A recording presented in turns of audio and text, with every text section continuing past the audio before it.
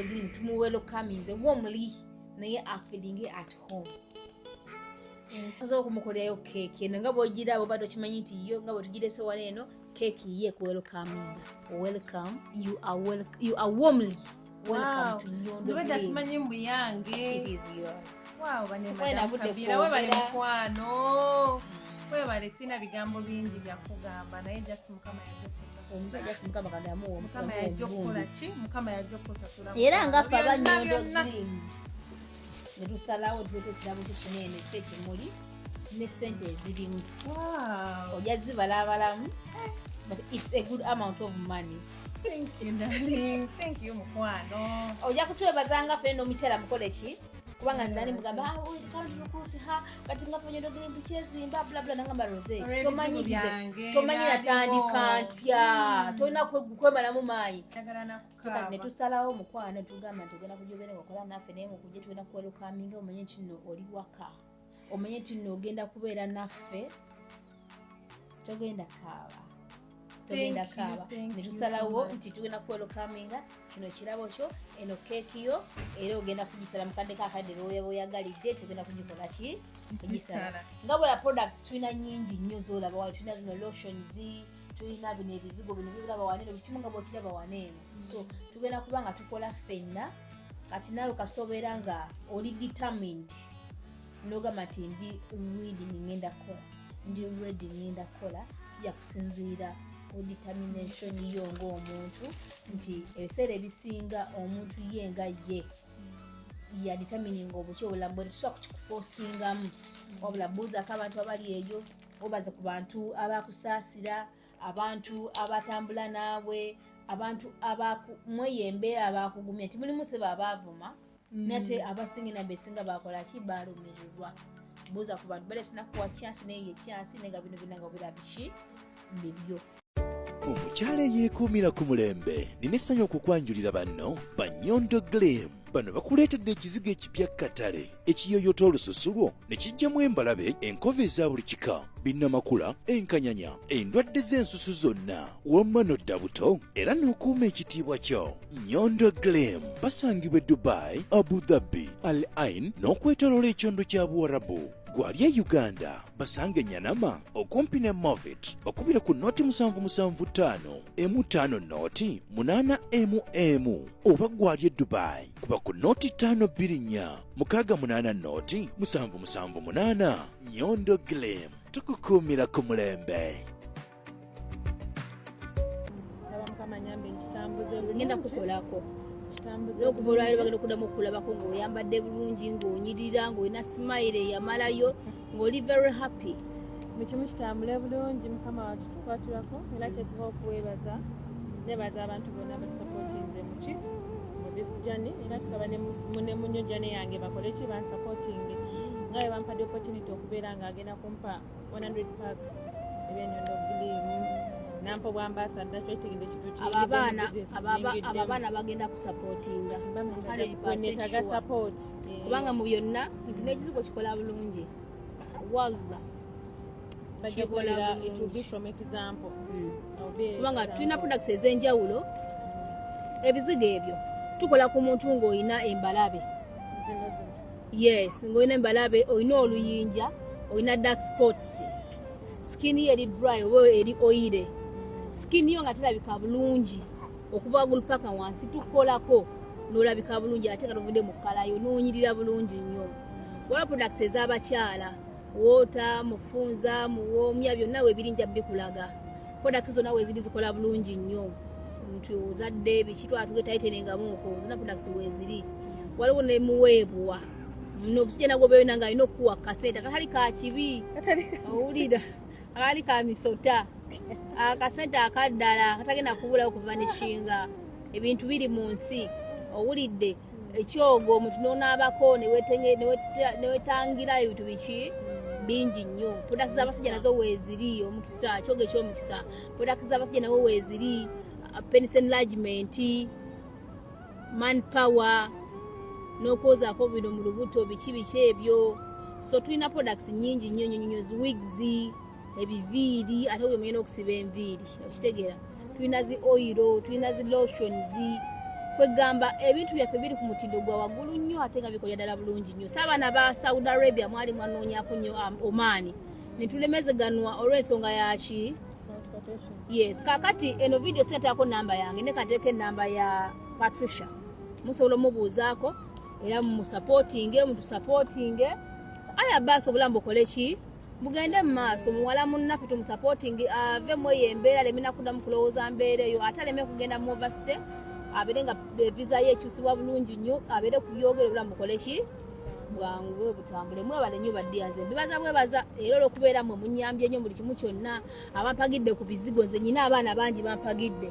Ne bampa ne ba clients kubanga ekizigo ekyange bakimanyi. Nze olaba Patricia bw'olaba video zange ezaasooka nalika wala kasiiwufu nga ndabikira ddala bubi. Ekizigo kya Nyondo Glim kijja kitya ku market. Nze mba nakava mu nyumba y'omuwala abo nakolayo emyezi gyali ennaku 5. Nga tebampadde. Nkugambye yes. Gye nayigira olwala bwange otuno tondyako mmere oba tonsibaako musango. Nja kugamba la ana masa what shay. Sirina kyenkoze walla. Wega olime nga sina na kyefunamu neki. Kakati bwe nali eyo gye nali oyo mama yali ayogera Luwalabu lwokka ate nga ndwagala nnyo yikende kusomera Uganda. Nali ndusoma nali mu Habibi Islamic nga twogera Oluwalabu ddala. Kati wonajja waneeno nenjagala okuluyigira ddala wadde saaluyigira ddala kitonotono kino ekyo butakulyako mmere butakusibaako musango okitegeera entucommunicatinga. Kati awo bwe nava eyo nga tebasulira ssente zange ffe tuyita mu bingi okitegeera Patricia. What are you eating? No, he's just playing. Leave him. He's just playing. He will take shower. Kati olaba nga tebansasula ssente zange. Njagala nkubuulire ndayira ntya Katonda nagenda okuva ew'omuwalabu nze golaba nga sifaananika mwana wa mama eno sikini ye erabika bulungi. Nefuna embalabe zefunangako, nefuna dark spots zefunangako kuno ku magulu kuno eno kuno kulaba nenge nafuna ebya black kuno nga bingi kona ne bijja kuno wekuti kona nga inako ebya black ninga bino bivuddewa. Kati bwe navaayo ne nkubira sister wange ne mugamba baba ndabika bubi ne mwena nga mpa ekifaananyi kati nampereza package yasooka nagikosaako wiiki emu ntalekerawo okukyusa amano abu musoke mulinde Patricia akyalina ebizibu bye mutulekeemu musoke mutulekemu abalaavu musoke mutulekemu aba business musoke muje kakati munnaye nga ntandika okukola ki sit here ati munnaye nga ntandika okukola ki and he knows that this one is his phone kakati nga nesiga wiki namba ngenda kuwera wiki yokubiri sikini ngetandika okuba ngaekola ki ngevaayo ngekyamuka mama Dubai nangamba Rose tukosa ki ennaku zino lwa twabeeranga ffennaawo tugendayo nemuga nyina ebizibu sitange yakola ki abimpeereza nangamba kale newaitawo wiiki eyokusatu gugenda kuwera omwezi mama nga ndabika bulungi kati nangamba but I think you know your password. Put your password. Kati nangamba nti Rosette nange bandetongo ayina ulibundi wada yeye skini kati sokuononeka nange bandetere mwana ne mami shimina yanga Rosette nange bandetere mbandi waliwo ne Farida nanga bandetere waliwo ne mukwano gwafawa mulaba mwitani ngende kulaba nga abaana abenje wati sokola ki nange tena ngende tene ngambo why lwaki tusitula company tujikola ki tujituuza wano teko branch abantu bakoleko buli mwana gwe tukozeeko atestifyinga kino nkubulya mazima ate making sure ati wembeera nga nkuwadde Glim eyo tufuuka bamukwano ba Luganda kino kukakasa ntwala n'abaana osanga omwana nga ali sitaaka ya somehow na Rosette munange nze client wo naye ndi wano sitaaka kyona kina kiri naga Rosette munange nze ndaba wano ndi client wo naye munange waka mayenta ga emitwalo 5 bisi kijja kuzikuwa kiri gyoliwe mbanga nzina nga nzikuteerako oba ozimpadde watu ozimpadde gwakola ki gwaba amanyi. So tufuuka ba mukwano tufuuka ba Luganda ne tufuuka omuntu ogwa nze mbeera musawo wobeera client wange era ne making sure ati skin yekola ki erabika bulungi abaana beera mu nyumba ne bagamba nedda nze simanya kasani mu kiyumba ne mba sinyide ne basitayise bulungi temulekera skin kutuuka ku ekyo okitegeera emimwa ne gikala tulina akatukotaako ku magwena kwebaka beera nga wadde oli mu kiyumba ne weekuume bulungi okitegeera zino enjala engalo nosanga zona zirabika bubi tati nkwata mu mazzi tulina akantu kozisiigako ne weebaka nako okitegeera ne zinuma kufa nnyo bino ebigere ne bifuuka ekira tulina bye tukuwa n'obusiigako kugamba weekumire ku mutindo nti ogenda okufuluma ng'olabika bulungi ne wolowoleza mbwe awe naafuluma we nzija okwerabirira ndyoke neefeeko kijja kubeera too late otekemu sente empitirivu naye nga tofaana kyokola ki kyoyagala wagubaaguba dda engalo zakalubaakaluba dda enjala zaavunda wenna olabika bubi okitegeera so kati byebyo kugira mu original bw'omuntu jangu mu original kuba bamanyi abana baba bafaanana bubi mu kiyumba okitegeera bwebajja tuuka ku airport bakwegaane ne kati wofuna ekizigo noba nga oledde okisiiga kitegeeza wotuukira okuvaayo oba ogenda vayo ngaoledde okola ki ng'oli ekyo kye basuubira oba kyebalaba kyenyini tukola ku bantu bonna oli South Africa oli America oli North America oli Rudda oli Qatar oli mu UAE oli Uganda yonna gy'obeera oli yonna tubakolako ebigambo ebisembayo tubeere nga tukola ki kasankulinawo nnina bingi bye tujja basomesa ate njagala bakuyigireko ekyokuyiga kingi nnyo bakufuneko ekyokuyiga kyona nzonna wano Rosette njagala nnyo okukola n'okwekolerera nga situnuulidde musajja kimu ku kimu mpola mpola ina stories nyingi njagala ogenda nga nkusimaasimamu mpola mpola walla batuwagidde mu ngeri ya commenting yonna yonna amagezi gonna gemutuwadde tweyanza nebaza mamivaivaisi ngale kubaawo omukwano nebaza abazadde bange emikwano gyange abantu bange bonna ababuyanye bonna buli omu gyali kinoomu besobola kumalayo. Thank you so much. I'm also want to thank the pastor and ebale kusabira ku nsala Pastor Victoria Birena nga biganye poliisi twagigezezaako ne bigaana nedda kati ekikyogereko twagale tugezeseeko buli kimu kyonna kubanga bagamba poliisi era Volbert yagikubidde nengamba kanadde mu kusooka muganye singa tiyakubidde kwolwo twali tujja kujjawo ku lunaku olwo singa singa teyakubira poliisi naye poliisi yabyonoona negaana Victoria nemma omukisa Pastor Victoria okujja okujjayo kusaba akujjayo naye nga wali ovaayo egamba biwanvu byonna biwanvu naye mbebaza bonna buli akibaddemu mbebaza abafiirinze touched n'abatambuzizza vidiyo yaffe ne mugitambuza yonna yonna nagirabeko ku peegi yani nalukwagani etinono madamu Violence wa TikTok nagirabyeko bangi nnyo bambi. Thank you so much. Naye tekiri about nationality. Love affairs ziri about nationality. Buli omu buzibu asobola obusanga ate ekyo mamanya ebintu bino gyebiriye. Things do happen. Oli tujirwa mu Uganda wala yaliganga bwetiza sente ngali Saudi Arabia za contract zo na myaka ebiri mwana yino kundayo ati bali okiriwo na ekyo kirungi waliwo ezo stories zafulumyeko ku social media naye nga gye ziri stiru tomanyi omuntu kuba mutima gwa muntu nawe mu kusooka wali otidde singa tewavuma nolaba nti mutuufu kyakuvuma wali tovaayo oluusi n'ofiirayo tumanyi nakumanya n'ofiirayo n'osirika ate baana bangi bagana okujja mu kamera by the way okwogera ojja batyakuswala okuswala tekuswaza nga omuntu oli mulamu naafa walla olaga bwakiri okufa naye nga sizodde ku Nyondo Media anti bakimanyi nti kabuna amawanga ng'ezunga ezo ng'emukama gizunzize ddala ezunga esobola okuyamba abantu bangi okitegeera n'ekirala support gye neetaaganga nze omuntu kumpagira mu bizibu byamubiri support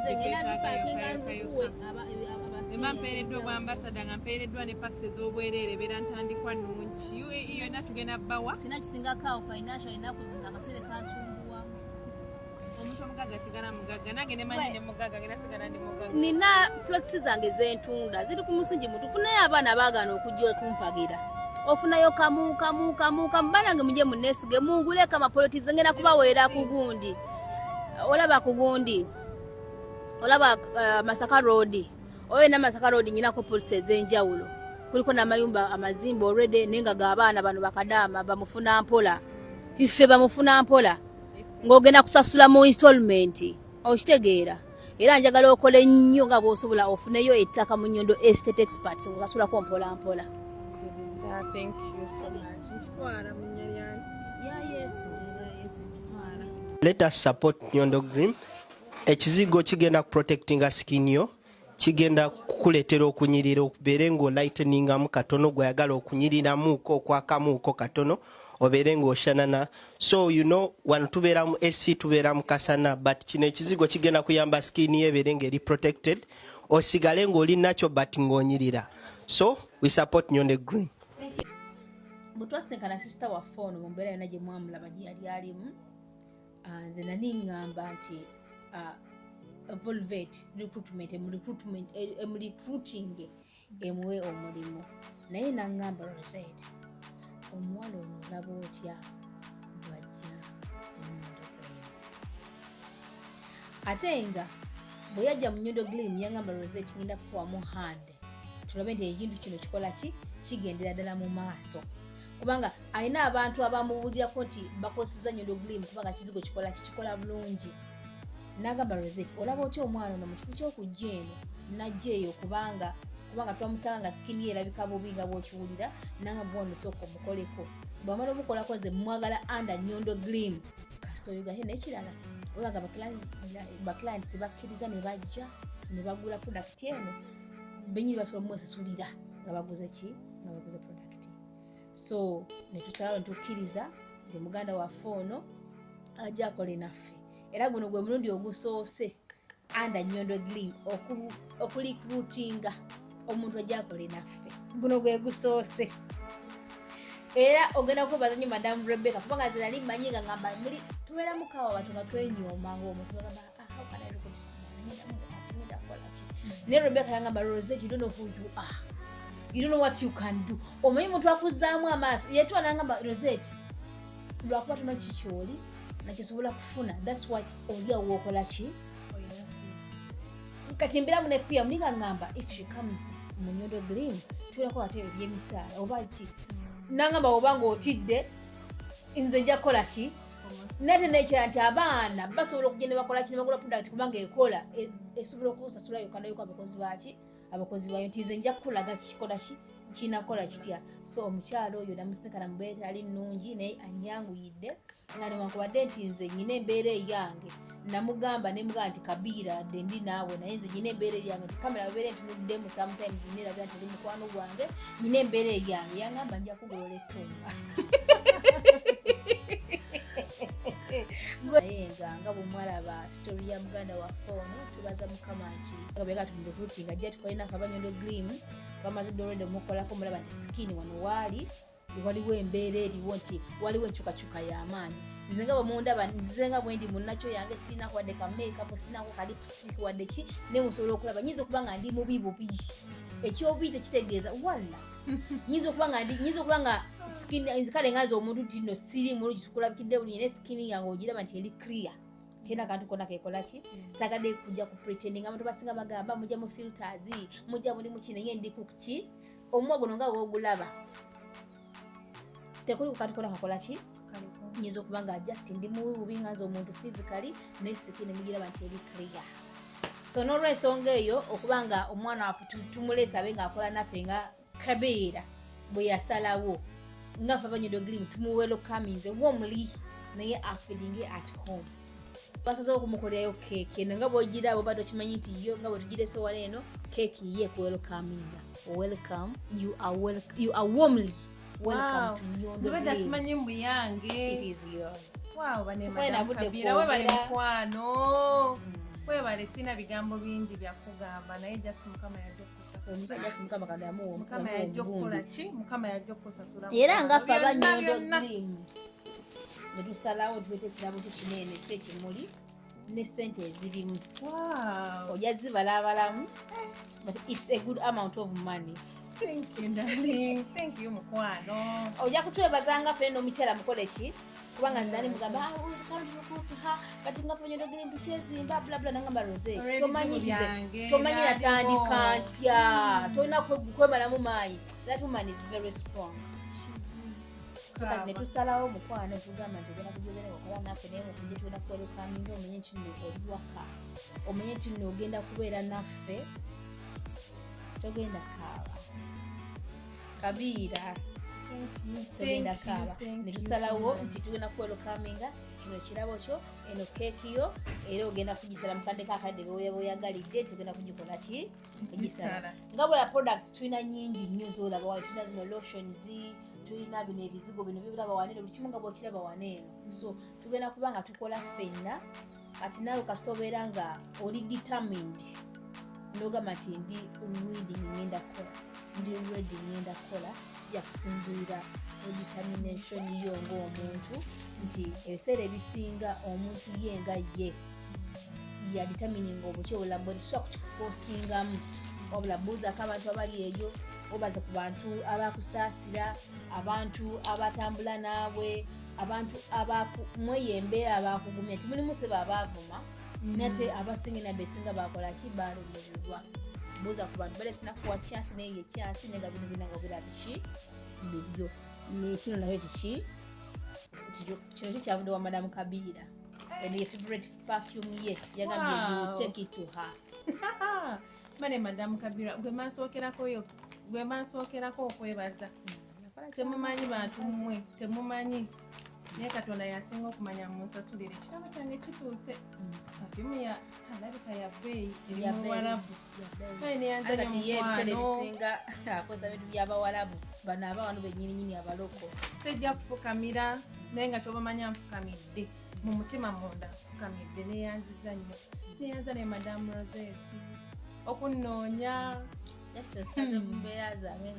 okunoonya okunzirukulira nga nkukaabidde kubanga basinga babyesamba besamba obuvunanyizibwa ne buno omanyi omuntu omutika obuvunanyizibwa n'alumba omuntu oli omusajja mukambwe omanyi omuntu omukambwe mukambwe naye olaba kyobamanya simanyi nakumanya nenga nga ali mu dreaming world kati byonna bimaze okuggwa te n'omulimu nfunye kyekisinga n'abansaasirako abaakabaamu nange beebaza bambi abanvuma nagenderayo ki temumanyi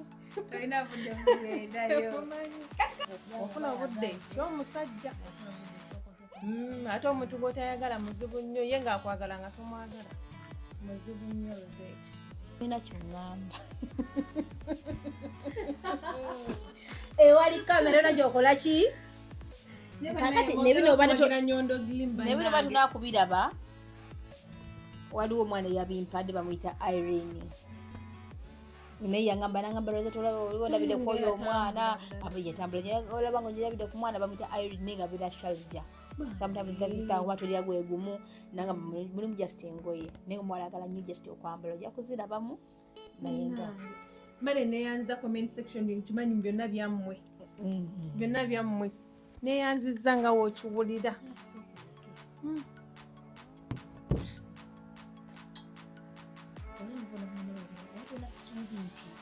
okusobola okuddamu nobanga omuntu ebikyuka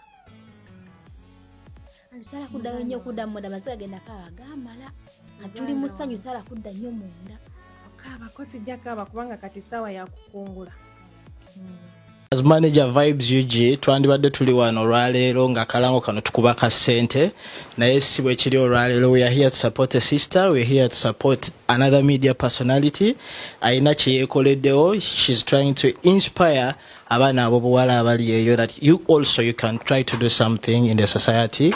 Nyondo Gilim kyekizigo kye yakoze, ekizigo kirungi nnyo, ffenna abali wano atuwadde ka package tugende tukagezese. So gwe wena ali eyo, if you're looking out for something ekyokwesiiga ekizigo ekirungi, Nyondo kozi kyesitamanyi oba ayina ak'abasajja oba ak'abakazi, naye oba oli mukazi oba oli musajja ndowooza ffenna katukolako. Kangende ngezesa akange. Nyondo Media ebale kutukyaza.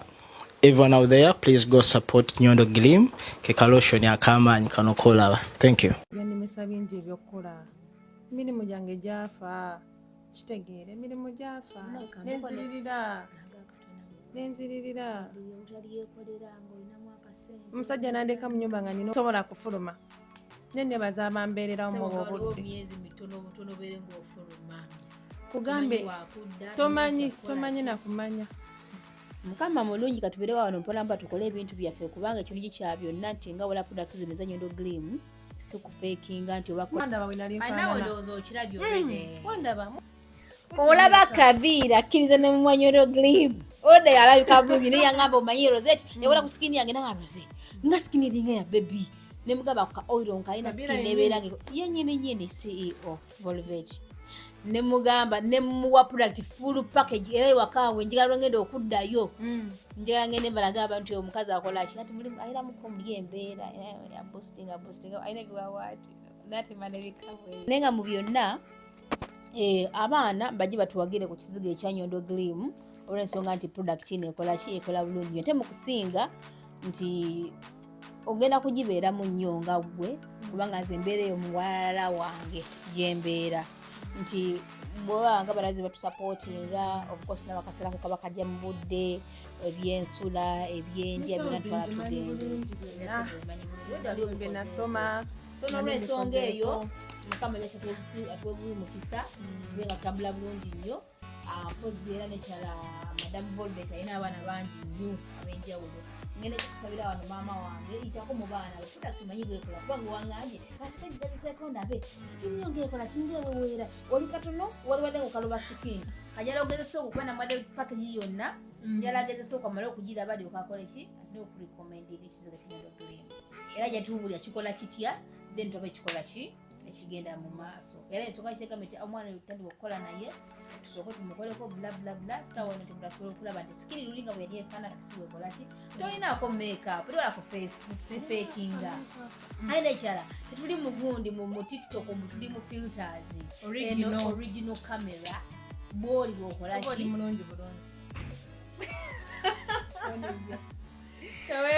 naye nga tuconcludinge kati it's upon you keki yogenda kugisajja wagwe nagisala dini naye nange nina pakagezenge nova nga deliveringa ninga banange nje mutuwagire kizigo ekya Nyondo Glim kyo nyinza obbagamba ekizigo kikola bulungi nnyo olina black spots olina embalabe bigi byo temanyi ngenda bikusomesa obeere ngaobitegereko osobola okubanyonyola tube nga tukola munnange n'ekirala ekiriwo nti twagala tubeere nga tucarrying out charities nga bwetole nga tutera okukola nti ebiseera ebisinga Katonda ono bwogaba nawe okola ki ofuna nti bwe tufuna omwana n'agula package nze mbadde nga ne gundi yange lwakakasikalina nekyetugenda okuddamu mbadde nga n'akakebe nga omwana bwagula package ye tiwa ya 250 oba ya 10 oba ya 50 tujjako ke tujjeeko netukateekamu nomukakebe bwe tumala okukonya kasente ako ntuwa tukola ki tukalinga out charities nogenda nti muno mulimu abaana balina embeera gye bayitamu oba Uganda ndoza obanga obadde ogobera Nyondo Media osobola okulaba twagenda nakunyonyisa abaana tuba kunyonyituza abaana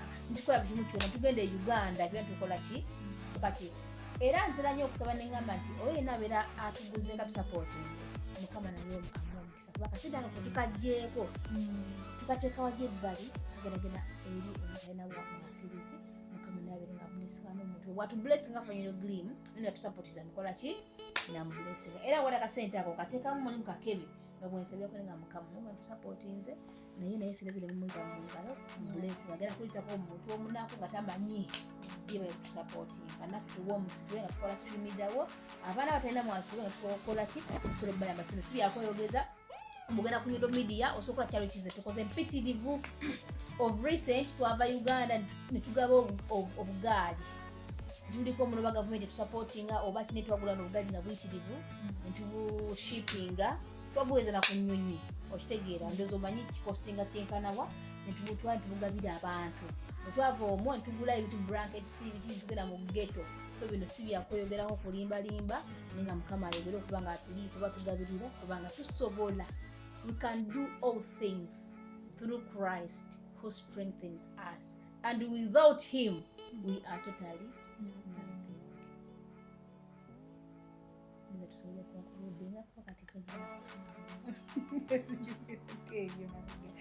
Naye nga tubebaza mwena batusupportinze ku kizigo Nyondo Glim mwe balinnya batwagadde sibula batuve wano mane mwe balinnya mwe balinnya batulabye tunaddamu olala tukwatagane mu business n'abatulaba yonna gye tuvudde tukwatagane mu business kati bane abaana baakaaba neze naye sina na bigambo ati keeki eno nga bwaddo simanyi keke eno tuliddeko bali abaana boolyawo kuba naluddeko ngamba byonna bala bagenda okulaba kati mbadde nkusaba bamusabirivu bakugula okukitu oba katugisale kati tugisale kati bwe nagisala kati tubalindeko bajje tusabye wamu nabo tubalindi bajje keki nene tusajimalawo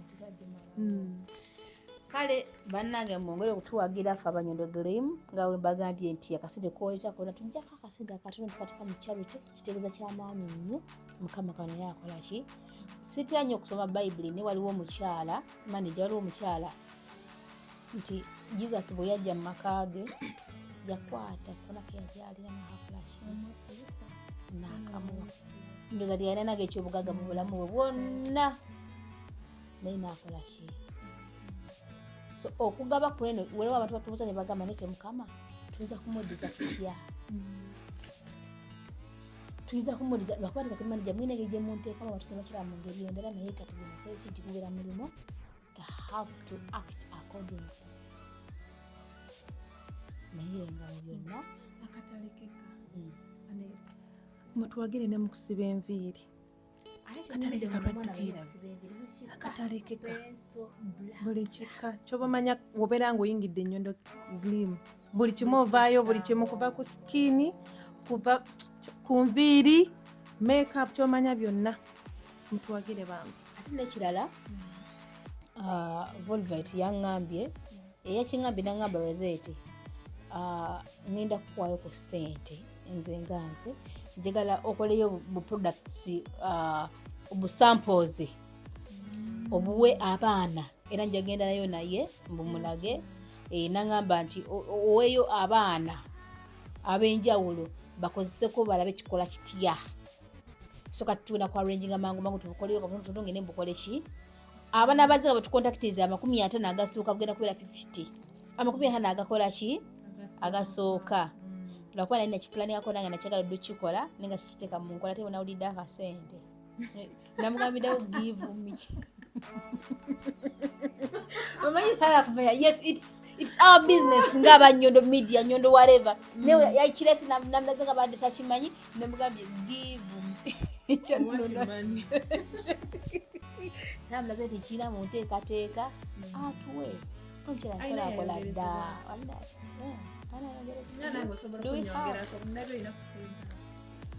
naye kati kitegeeza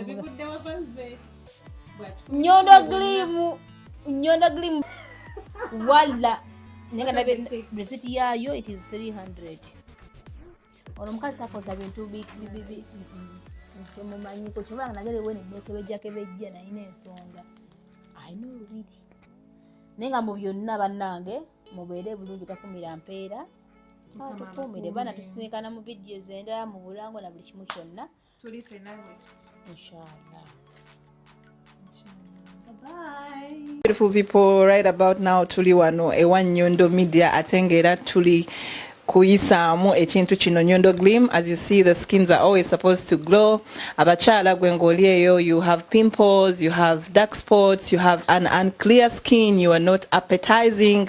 Do you want to glow? Nnyondo Gleam is the deal for you. Tayerusa, it just gives you the glow, the shine. Ochitegera dabate wetaga filters za Snapchat, sijui TikTok. Just come ewa Nnyondo Media. A number it is 0524680778. It's very affordable and very effective. Trust me when I say so.